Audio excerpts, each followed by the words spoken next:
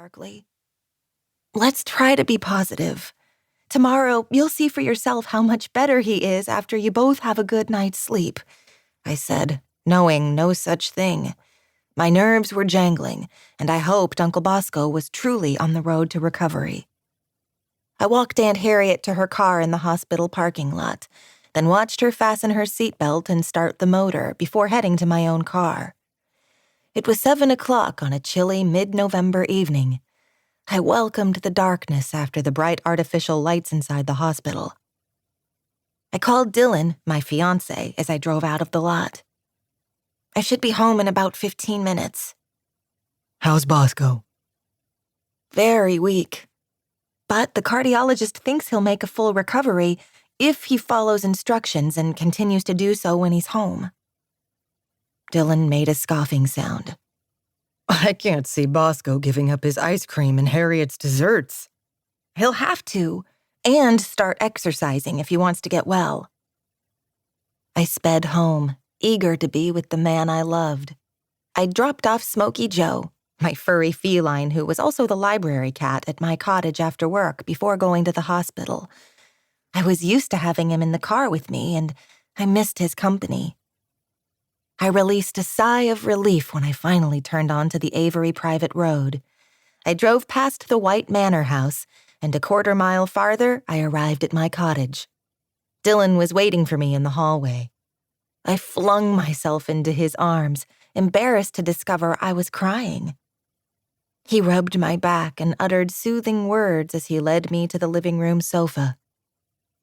"Be right back," he murmured, and returned a minute later carrying a glass with a hefty pour of what looked like scotch. "Drink this." I sipped, welcoming the strong but tasty liquor as it slid down my throat. Smoky Joe appeared from wherever he'd been napping and leaped into my lap. I pressed him close. His purring managed to calm me somewhat.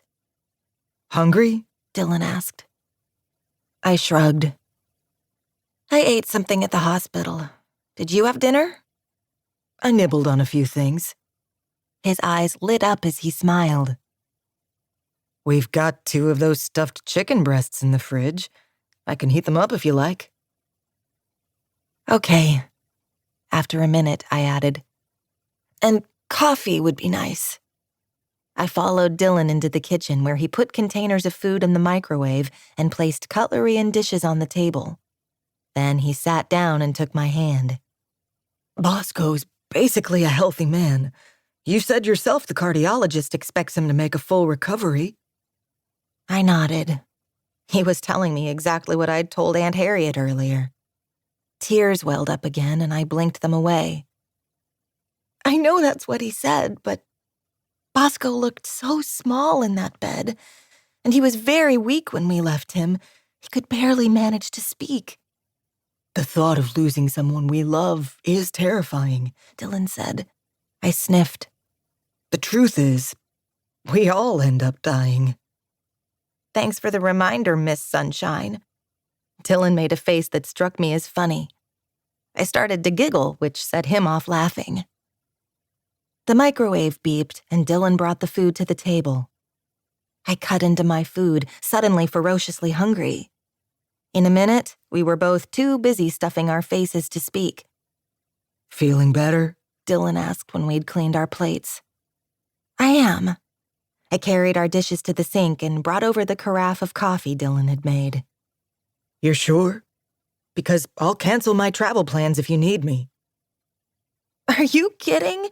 How many times did you try to contact Alec's friend before he finally answered you? I know you can't wait to get your hands on that painting." Dylan chuckled.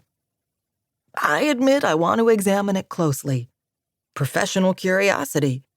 Who would have guessed that a great-great-uncle of mine had a childhood pal who turned out to be a famous artist?"